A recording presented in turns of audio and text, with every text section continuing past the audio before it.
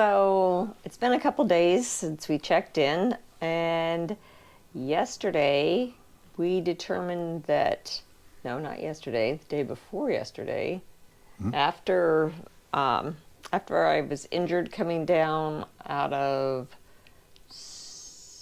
what is Santorini, there we go, and had the long treacherous day.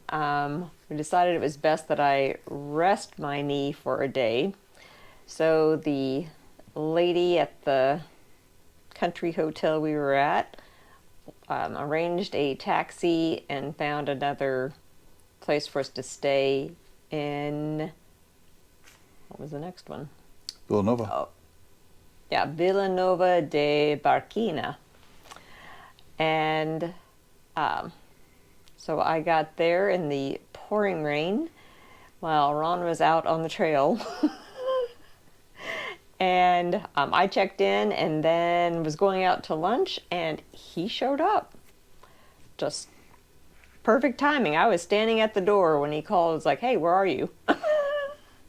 And so we went out to lunch together, and that was very nice. We went to a little restaurant there.